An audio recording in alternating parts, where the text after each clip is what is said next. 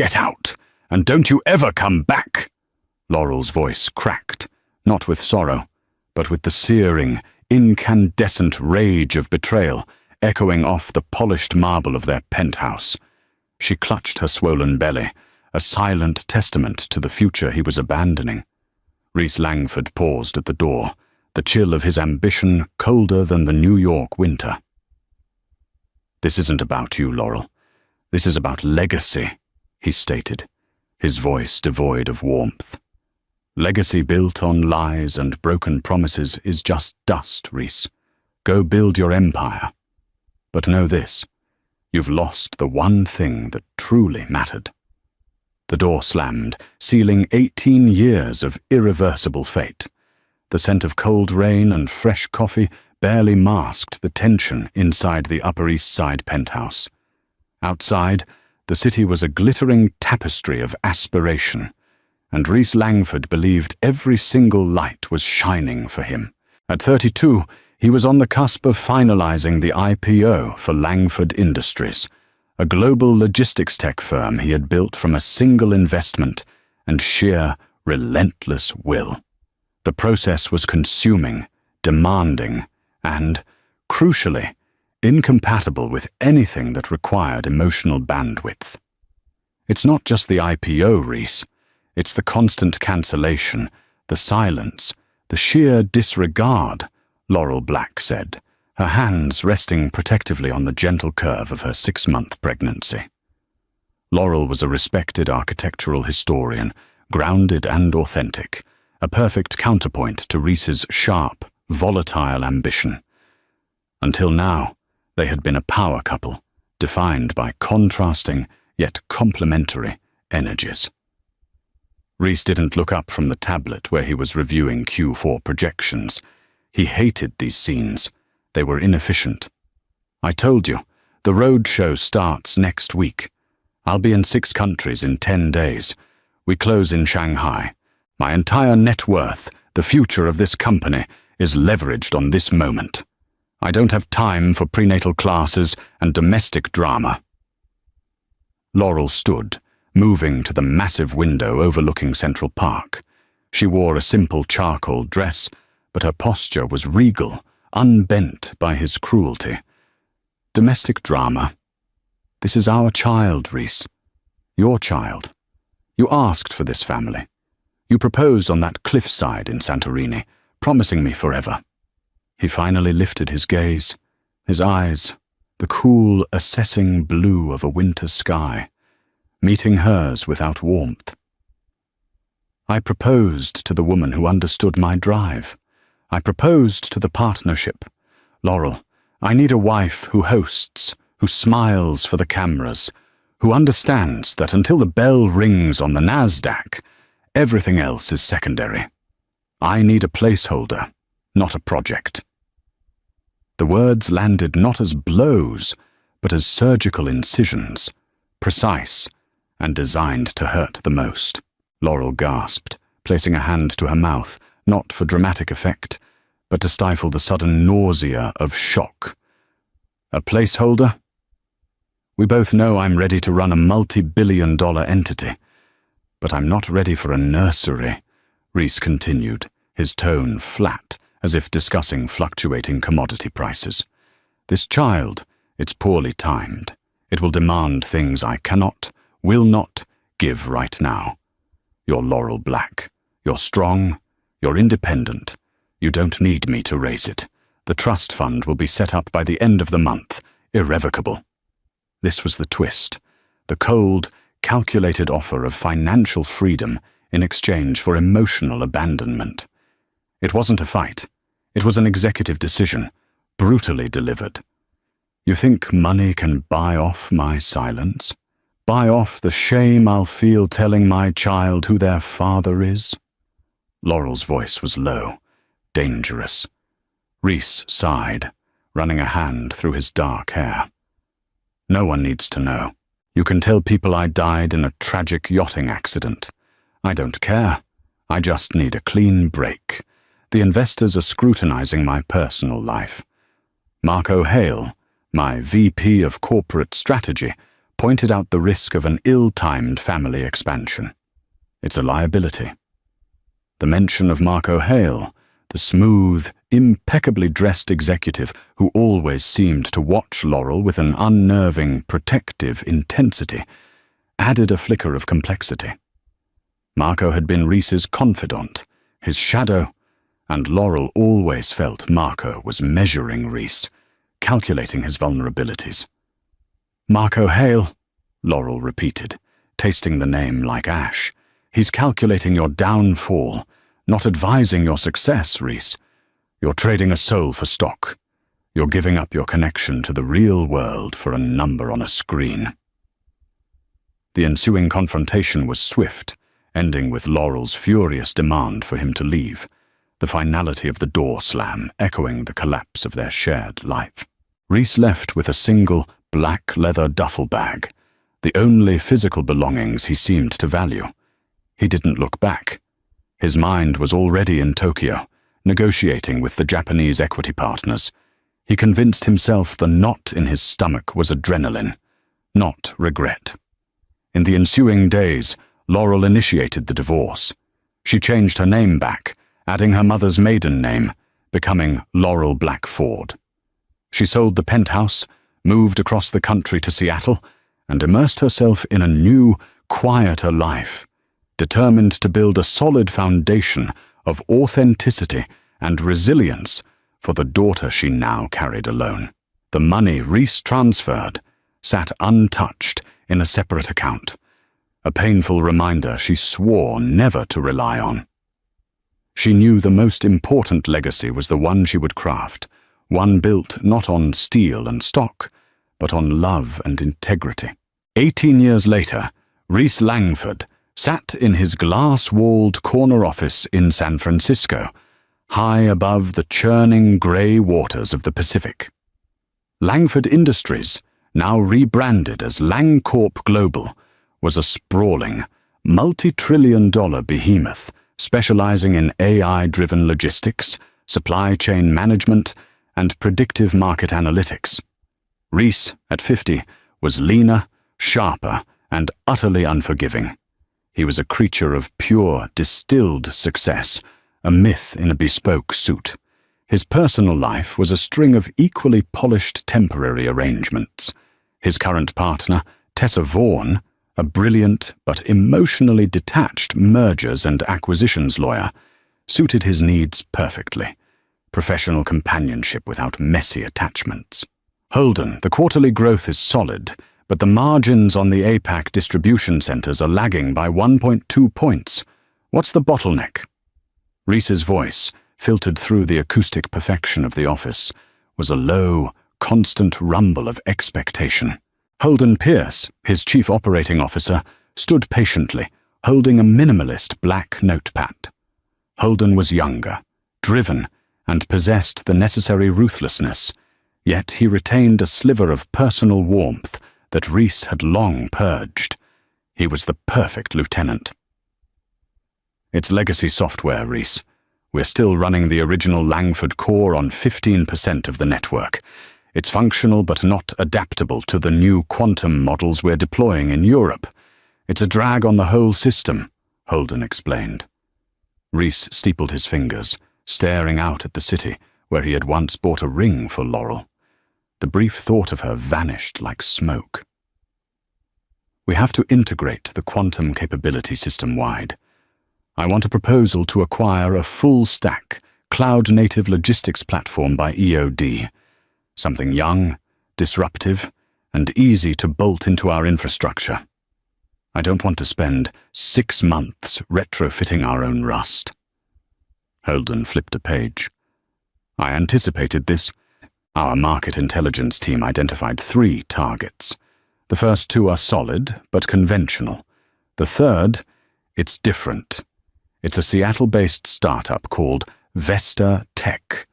They're barely 18 months old, but their predictive modeling for short-haul freight is generating unheard-of efficiencies. They've completely redefined the last-mile problem. Vesta Tech, Reese mused, the name sounding annoyingly unfamiliar. Who's running it? Some garage coder? Not exactly. The CEO is a prodigy. She started this company while still a student at the University of Washington, dropped out after the seed round. She's 18, Reese, and she's terrifyingly good. Her name is Amelia Ford. The name struck Reese with the sudden, physical force of a cold wave. Ford. He froze, the movement so subtle Holden didn't notice. Ford. That was Laurel's mother's maiden name, the name Laurel had appended to her own after the divorce.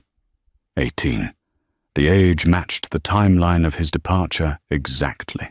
He felt a rare, jarring confusion. It was impossible.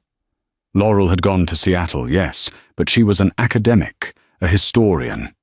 She would never raise a child to be a tech wunderkind, certainly not one who would challenge his domain. Amelia Ford, Reese repeated, leaning forward, the predatory calculation returning to his eyes, masking the internal tremor. Send me everything on Vesta Tech. Financials, board members, key intellectual property, and a photograph of the CEO. Right now, Holden. Drop everything else. Holden, sensing the sudden, sharp shift in the room's atmosphere, nodded quickly. Will do, Reese. I'll prioritize Vesta. As Holden left the room, Reese walked back to the window.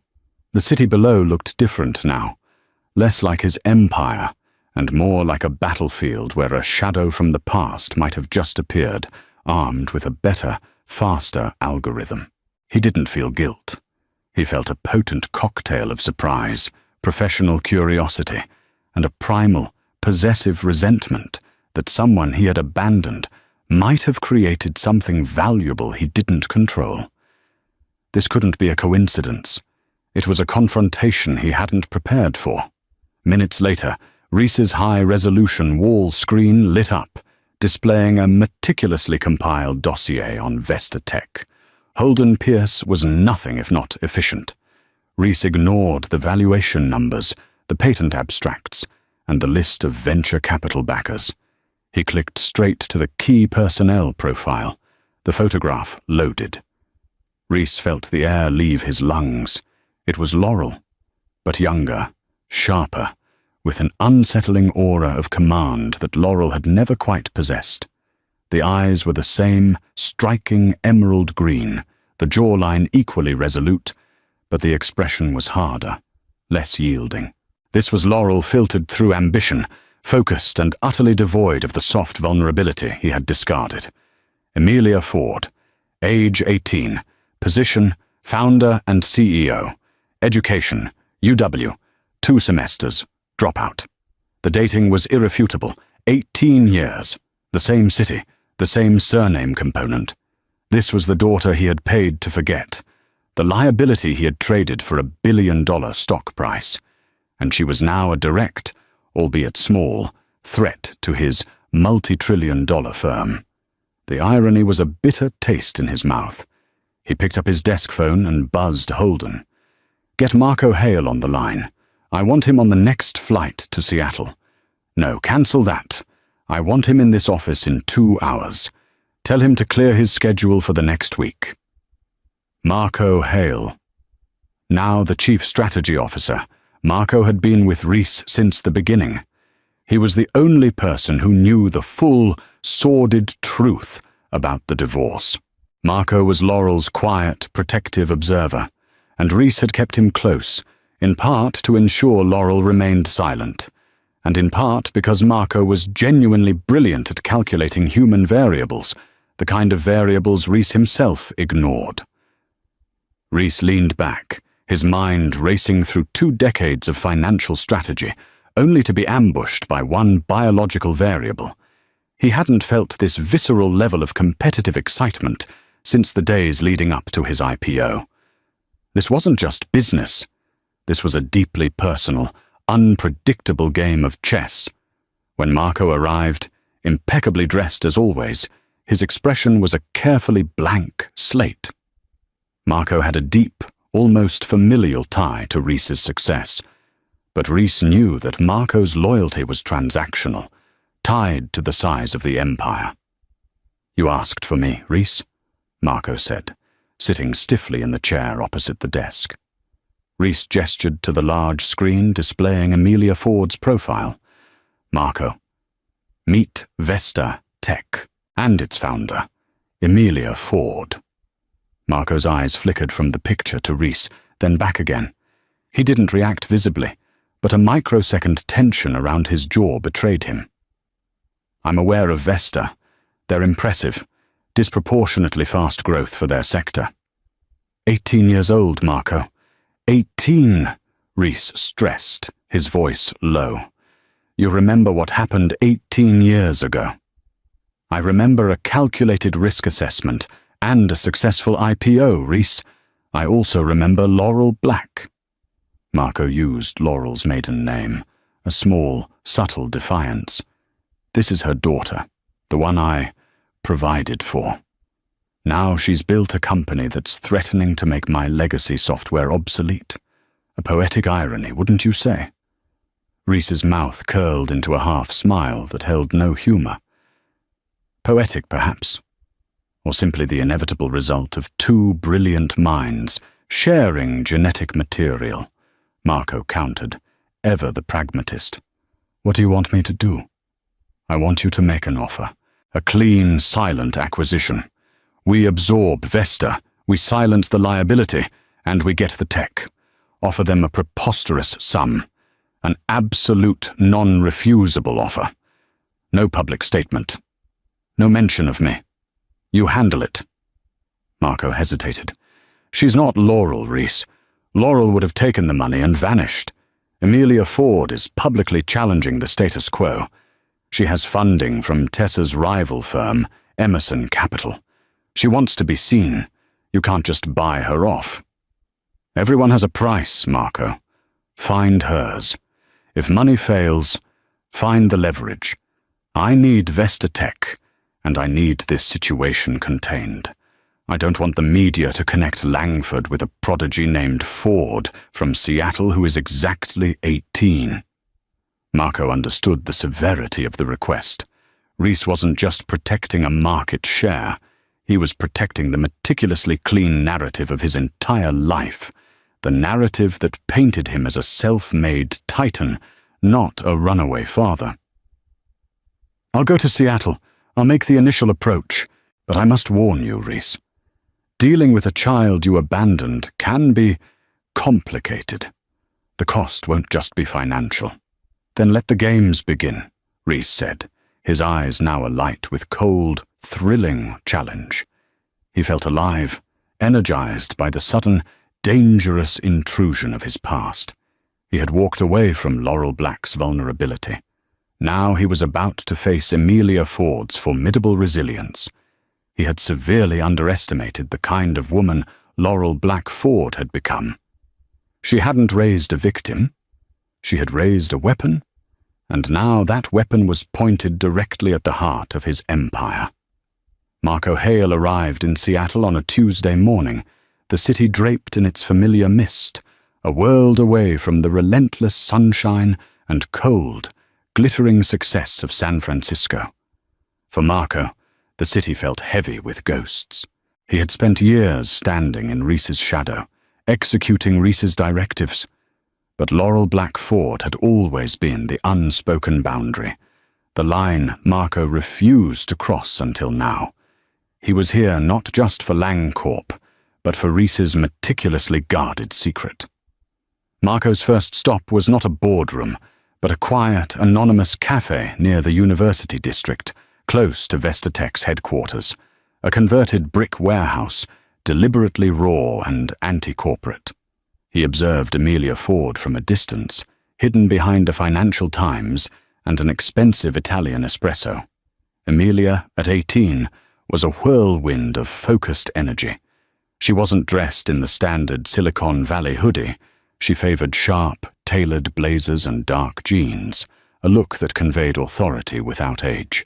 She was intensely focused, navigating calls and quick conversations with her young team, coders, logistics experts, and a fiercely loyal chief technology officer whom Marco's intelligence identified as a former college friend. What struck Marco most was her interaction style. She listened fully, her emerald eyes fixed on the speaker, not dismissing input based on title or hierarchy. She made decisions rapidly, clearly, but always framed them as collaborative efforts. It was a leadership style antithetical to Rhys Langford's, which operated on unilateral command and expected fear-driven obedience. Marco watched her laugh once, a genuine, bright sound, as she high-fived her CTO over a whiteboard breakthrough. In that moment, the resemblance to Laurel was startling, a brief flash of warmth that Laurel had always reserved for moments of true connection. Emilia possessed her mother's light, but tempered by Rhys's fierce, singular focus. She was the best, most dangerous blend of both. His initial impression confirmed Marco's warning to Rhys. This was not a company to be absorbed, but a movement. Later that afternoon, Marco had his assistant schedule a formal but discreet meeting with Emilia. He used a shell company, Apex Solutions, keeping LangCorp's identity hidden. The meeting was set for the following day at a neutral, upscale hotel conference room downtown. Before the meeting, Marco made an uncharacteristic stop. He drove to a quiet residential neighborhood in West Seattle, finding a beautifully restored craftsman house. Laurel Black Ford, Ph.D., now operated a highly regarded historical preservation consultancy. Her office was in a converted carriage house behind the main residence. Marco didn't get out of the car. He simply sat, the engine idling quietly, watching the light stream through the tall windows. He saw a shadow move.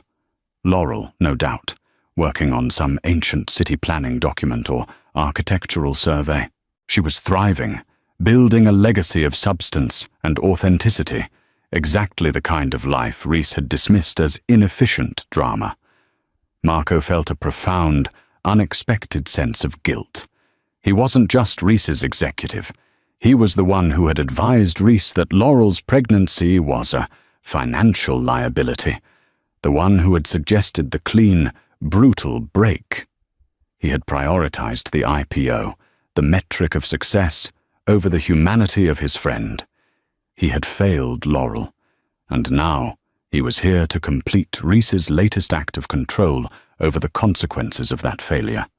He drove away, the guilt solidifying into a cold resolve to protect Laurel and Emilia, even if it meant risking his own standing with LangCorp.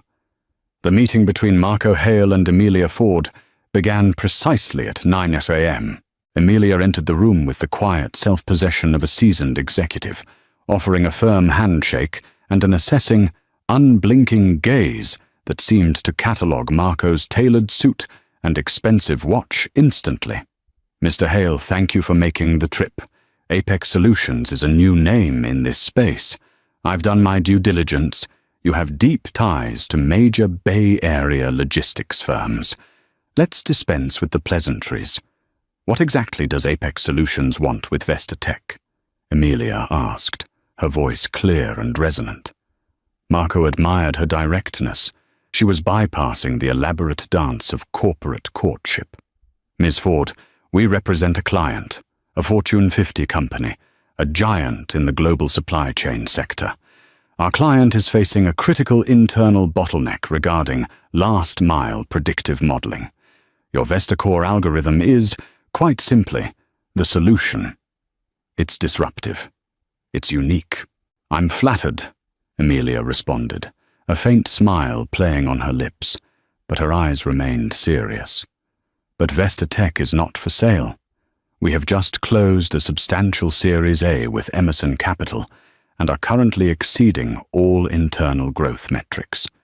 We are building a long-term company, not seeking a quick exit." Marco produced a clean, white envelope and placed it on the mahogany table. "Our client is aware of your Series A. They are prepared to offer 3 times your last valuation. A total acquisition, stock and cash, with a substantial leadership package for you and your key team members." Emilia didn't touch the envelope. She barely glanced at it. "A large number, I assume."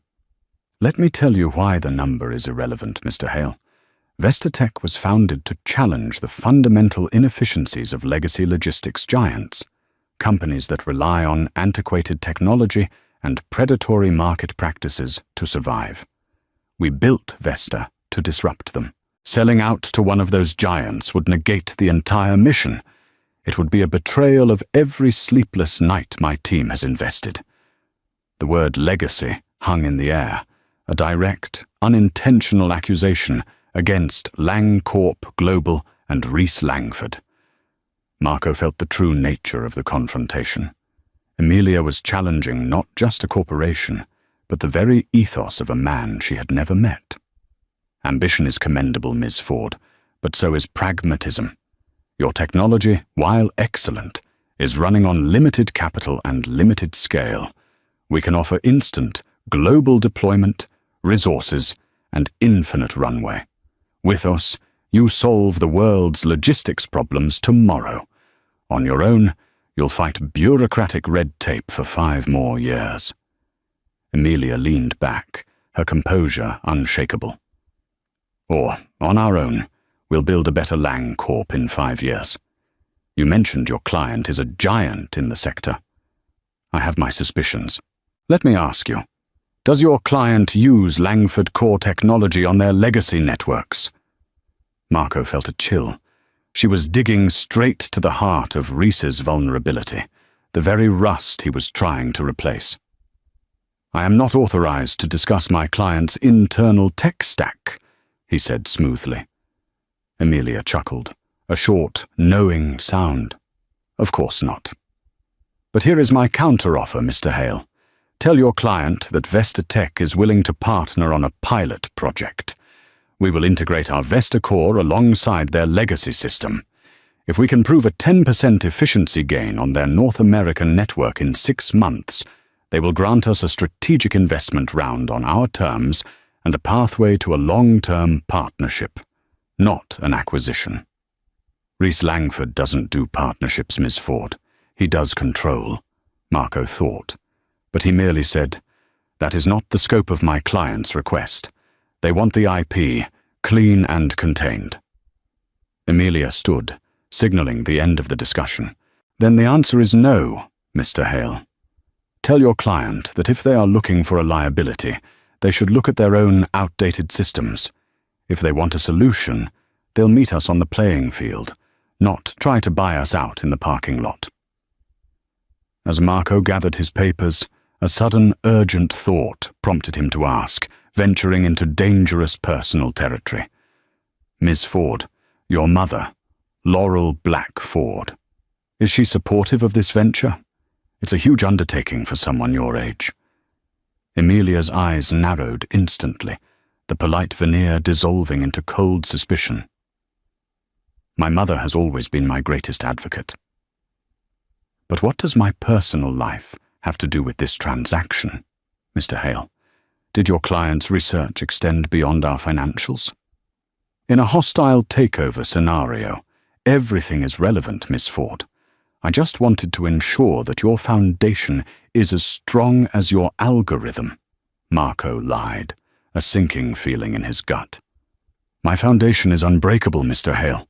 Now, if you'll excuse me, Emilia said, leaving Marco with the undeniable feeling that he had just met a formidable rival, one forged in the very fires of abandonment that Reese had sparked 18 years earlier.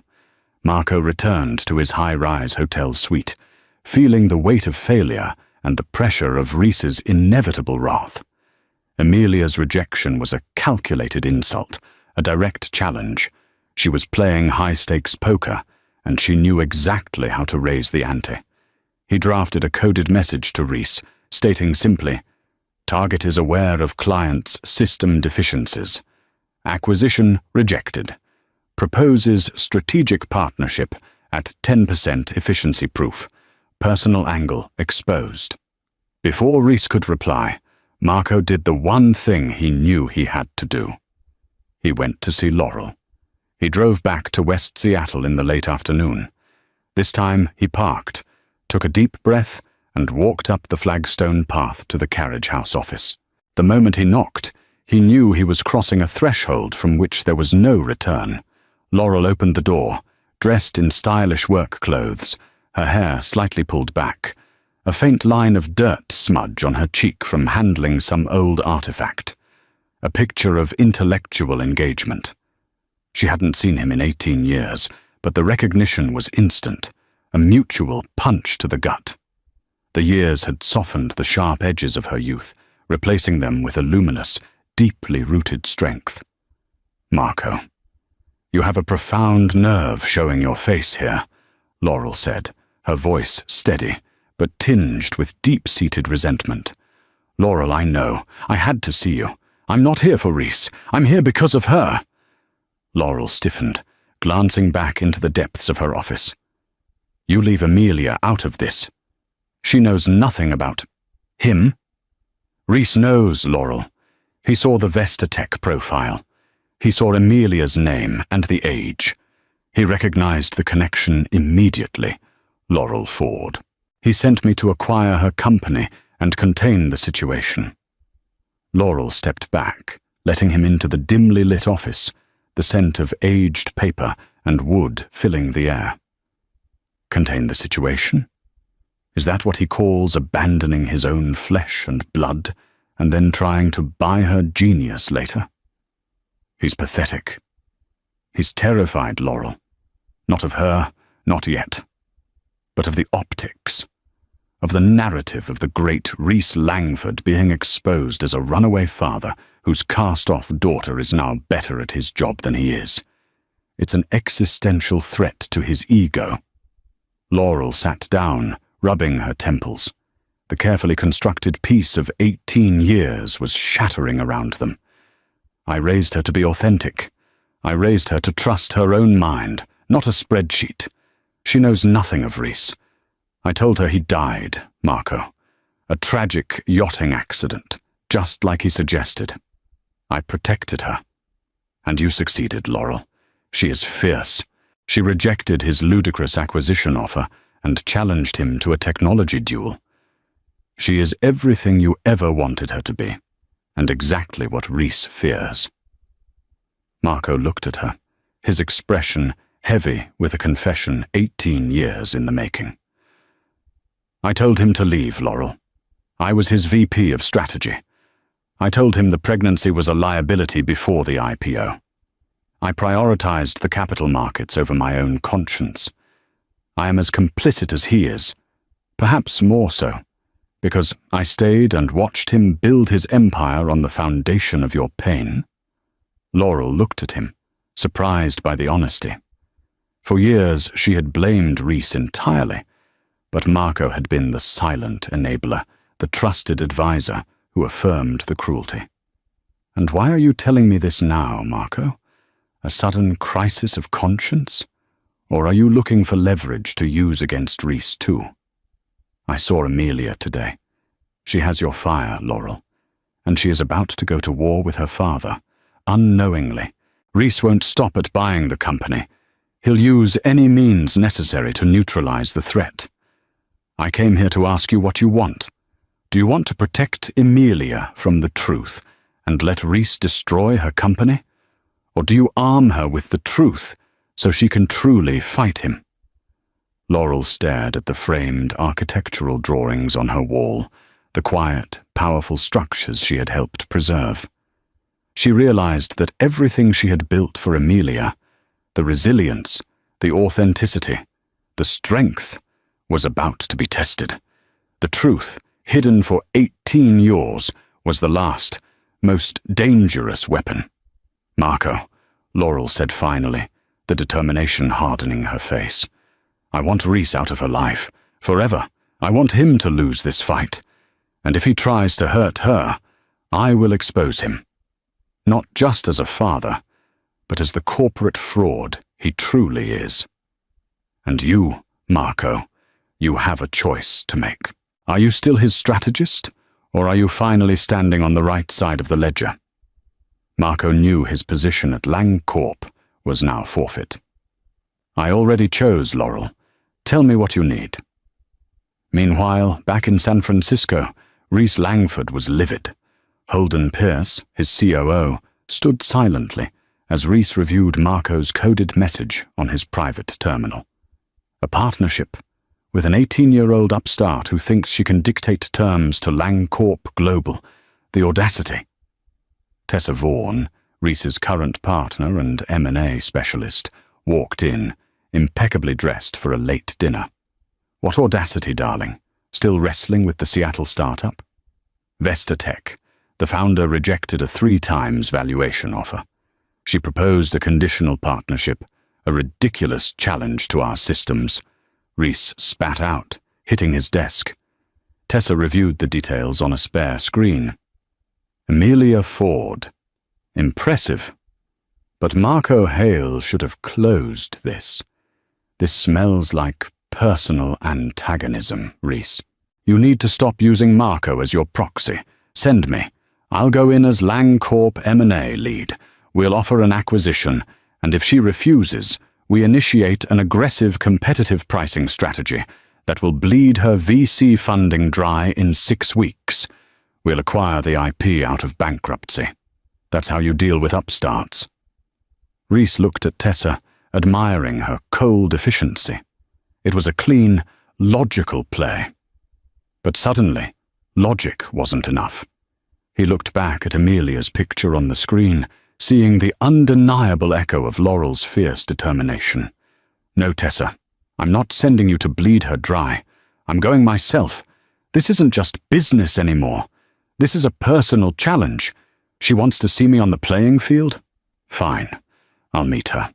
I'll dismantle her company piece by piece, and then I will buy the technology she foolishly thought could defeat me.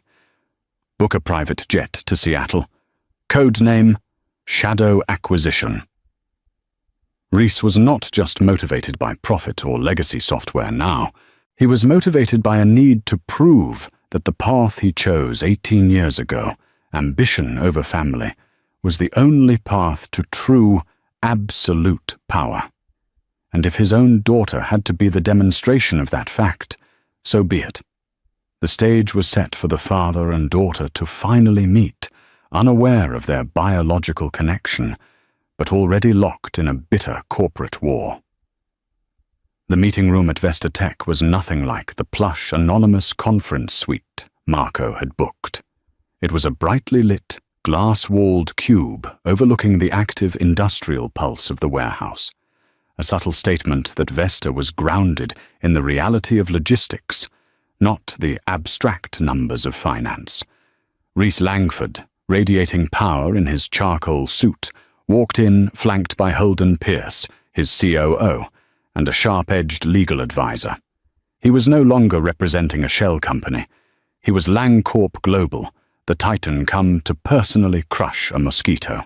Amelia Ford was already seated, alone at the massive reclaimed wood table. She offered no handshake, only a cool, professional nod. Mr. Langford, I assume the abrupt change in representation means you're here to accept the partnership terms I outlined to Mr. Hale, Amelia began, her voice steady and confident. Reese raised an eyebrow, a flicker of genuine admiration crossing his face before he suppressed it.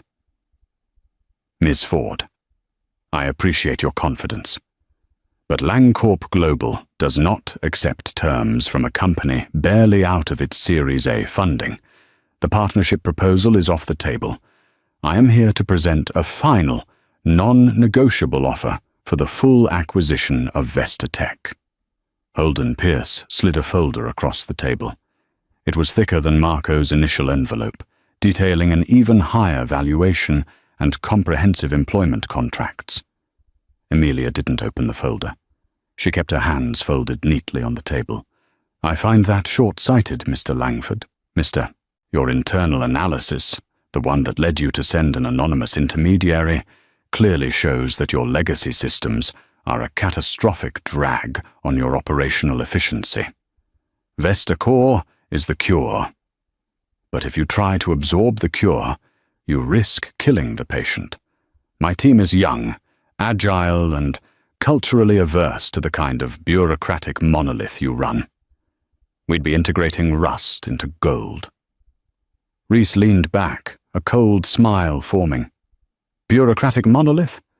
We move $50 trillion of goods annually, Ms. Ford. We define global commerce. Your agile team moves about enough to fill a single cargo ship per month. Scale is the difference between a proof of concept and a global solution. And scale requires control, which is why we're buying Vesta. And what if I refuse? Amelia challenged, her emerald eyes meeting his cool blue ones, a perfect reflection of his own fierce ambition. What's your plan, Mr. Langford? Hostile takeover? We've structured the company to prevent that. You'd spend a year in court. Or, Reese said, his voice dropping, becoming predatory, we deploy a competitive strategy. Lang Corp has resources you cannot fathom. We initiate hyper-competitive pricing, targeting your small, high-value client base with unsustainable loss leaders, leveraging our global scale to crush their profitability. We tie up every available regional logistics partner with long-term, exclusive contracts, effectively cutting off Vesta Tech's access to the physical supply chain it relies on. We don't need your IP to bury you, Ms. Ford. We just need to make it impossible for you to exist.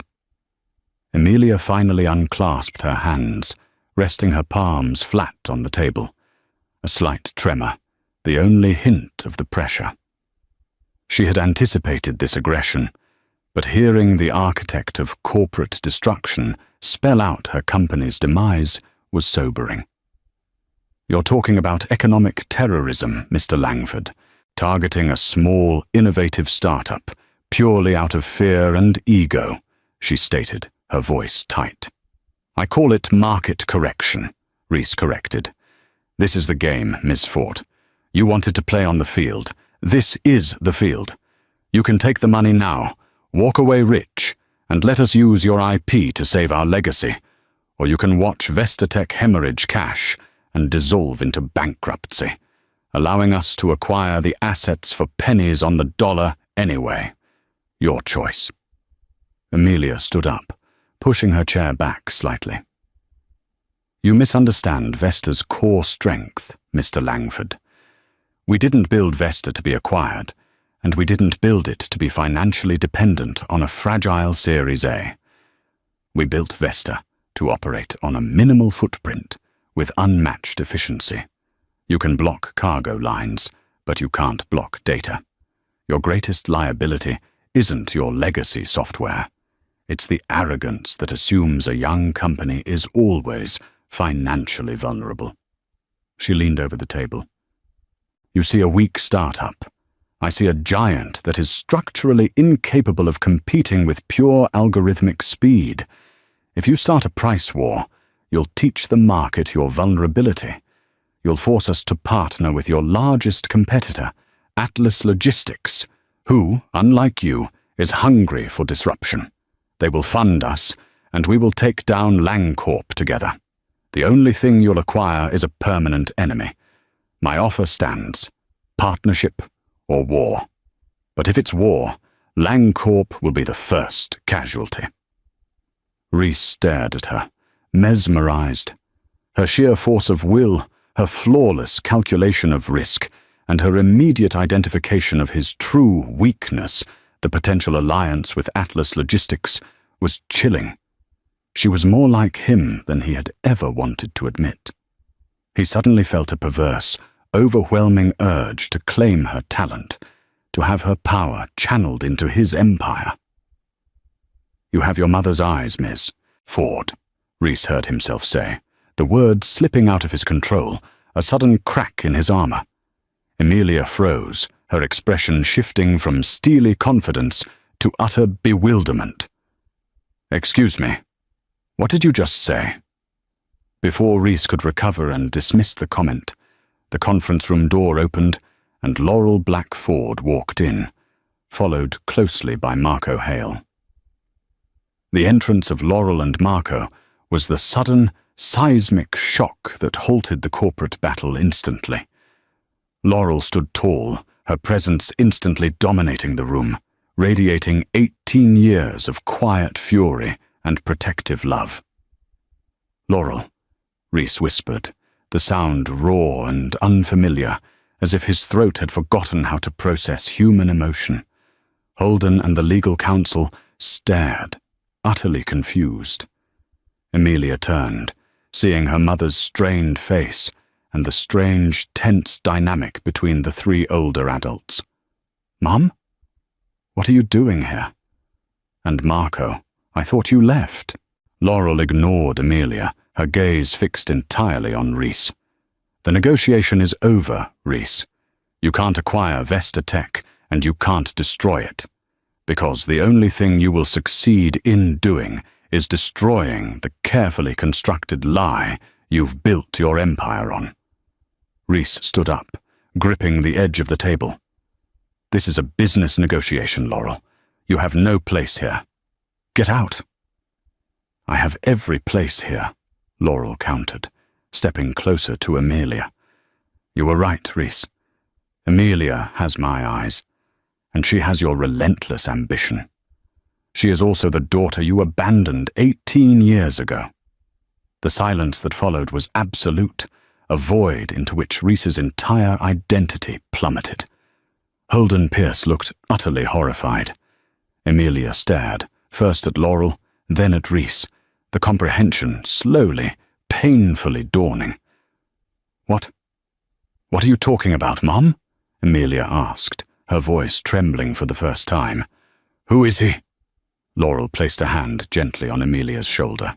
"Amelia, this is Rhys Langford, the CEO of Lang Corp, and he is your biological father."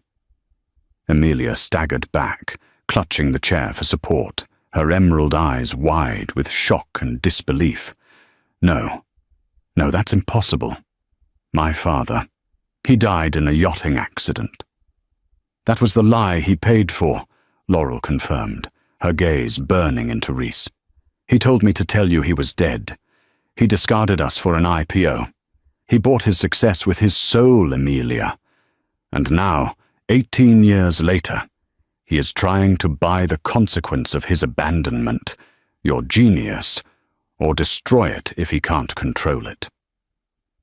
Rhys felt the cold certainty of his world fracturing.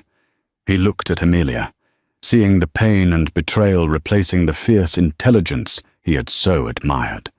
His daughter, the one he had called a liability, the one he had just threatened to ruin. The shock was paralyzing. Marco stepped forward, addressing the room. "Mr. Langford, you sent me to acquire Vesta Tech and contain the situation. I failed the former, but I am now containing the latter. I have documented evidence of the entire affair, the pre-IPO liability assessment, the divorce settlement structured around a non-disclosure clause, and your aggressive, arguably anti-competitive strategies against Vesta Tech. This information, if released, will not only shatter your public image as a family man, but will trigger an SEC investigation into market manipulation and predatory business practices designed to shore up a failing legacy technology." "Marco, you traitor!" Rhys roared, his controlled veneer finally shattering. "I am simply calculating the risk, Rhys," Marco returned, his tone calm but final. "The risk is that Laurel and Amelia now have all the leverage. You have a choice. You either recognize her, protect her, and partner with Vesta to save Lang Corp's relevance, or you try to destroy her company and face a public reckoning that will tank your stock and destroy your legacy permanently." Amelia, finally recovering from the shock, looked at the man she now knew to be her father. She didn't cry. She felt a cold, analytical anger take hold, a clarity that was frightening.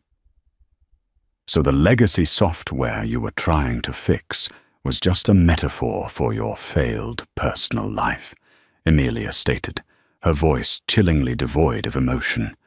"You don't want my technology. You want control over the one thing you couldn't control 18 years ago, my existence." Rhys tried to speak, but the words caught in his throat. He saw Laurel's fierce protectiveness, Marco's damning loyalty to the truth, and most importantly, Emilia's devastating resemblance to his own, youthful hunger for dominance. He saw the cold logic in Marco's assessment. The empire was built on a lie, and the daughter of that lie was poised to bring it down. "The acquisition is off," Reese stated, his voice a low, heavy rasp. He looked at Emilia. "The competitive pricing strategy is cancelled immediately. I need a moment." He walked away from the table toward the glass wall, looking out at the foggy Seattle skyline, seeing not the promise of the future, but the wreckage of the past. He had built a fortress of success, only to find that the only thing strong enough to breach it was the life he had thrown away. The fallout was immediate and contained only through Marco's deft maneuvers. Marco, officially resigning from LangCorp, managed the information flow, ensuring the business press only received a cryptic announcement about a strategic personnel alignment and technology partnership with Vestatech. Holden Pierce, realizing the deeply personal nature of the conflict, remained loyal to LangCorp, but kept a guarded distance, respecting the sudden, explosive family drama he had witnessed. Reese stayed in Seattle, not in a hotel, but in a small, sterile apartment Marco quickly leased. He was forced to confront 2 decades of emotional negligence in solitude. The man who could command billions found himself utterly helpless in the face of 2 women who demanded authenticity, not capital. Emilia, meanwhile, processed the monumental lie of her life. She turned to her mother, initially with anger for the deception, but quickly found understanding in Laurel's weary, protective love. Laurel explained her choice, to shield Emilia from a father who defined value in purely transactional terms. "I didn't want you growing up knowing you were a bargaining chip, Emilia," Laurel explained one evening in the quiet of her carriage house. "I wanted you to believe you were infinitely valuable, on your own terms. That's the legacy I wanted to build for you." Emilia understood. Her company, Vestatech, was a testament to that legacy, built on integrity, efficiency, and a refusal to be bought out by the old guard.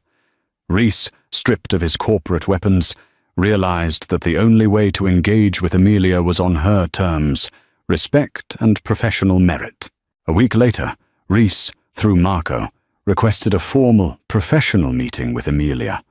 They met again at Vestatech. "I am not here as your father, Ms. Ford, because I forfeited that right 18 years ago," Reese said, his blue eyes finally showing a glimmer of vulnerability etched with exhaustion. "I am here as the CEO of a company facing obsolescence, asking for a professional engagement. Your initial proposal for a 10% efficiency proof of concept, I accept. We will integrate VestaCore into 50% of our North American network. If you succeed, LangCorp will not acquire you, but we will enter into a 50-50 joint venture partnership to roll out VestaCore globally. LangCorp provides the infrastructure and capital. Vesta provides the innovation and the platform management." Emilia looked at the proposal, which was now genuinely strategic, not predatory. She saw the shift. Reese was finally valuing the asset, not trying to control the consequence. "The terms are acceptable," Emilia replied, "but there is one non-negotiable condition. My team remains entirely independent of LangCorp's corporate structure. We report only to the joint venture board, and Marco Hale will serve as Vestatech's representative and interim COO of the joint venture." Reese knew Marco was the ultimate insurance policy for Laurel and Emilia, a constant, ethical watchman. It was the price of his repentance. "Agreed," Reese conceded, signing the preliminary documents. The partnership, dubbed LangVesta, became the most talked-about development in the industry. It was a merger of necessity and genius. LangCorp's global reach combined with Vesta's superior technology. Reese found himself learning from his daughter, not just about quantum algorithms, but about leadership based on trust and collaboration. He didn't become a father overnight, but he became a respectful colleague, slowly earning a distant, professional admiration from Emilia.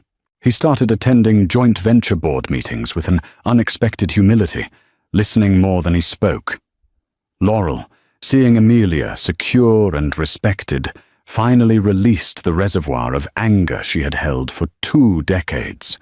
She allowed Marco to re-enter her life, cautiously, as a friend and confidant, the one person who understood the full complexity of her journey and had ultimately chosen integrity. Reese Langford found his legacy redefined. It wasn't the number on the NASDAQ screen. It was the formidable woman he had helped create, even in his absence, who was now holding the key to his future. He learned that true power wasn't control, but the resilience to adapt, connect, and finally, be authentic, acknowledging the price paid for ambition and embracing the unexpected beauty of the consequence. He never fully recovered the love of his family, but he gained something far more valuable, a complex, challenging relationship with a brilliant woman who was, against all odds, his daughter and his salvation. What happens when the price of ambition is paid 18 years later, not in cash, but in the shattering realization of a daughter's genius? Reese Langford, the CEO who traded family for billions, faced his reckoning when Emilia Ford, the child he abandoned, became his greatest professional threat and his only chance at survival. The ultimate twist wasn't the corporate takeover, but the emotional collision that forced a titan to redefine his entire life. This story of resilience, unexpected connections, and the unyielding power of authenticity proves that the strongest legacy is built not on wealth, but on character. If you were gripped by this tale of corporate intrigue, shocking reveals, and emotional redemption, don't forget to smash that like button. Share this video with a friend who loves dramatic family sagas, and subscribe for more deep dives into the fiction that feels like real life. Let us know in the comments, would you have chosen ambition over family?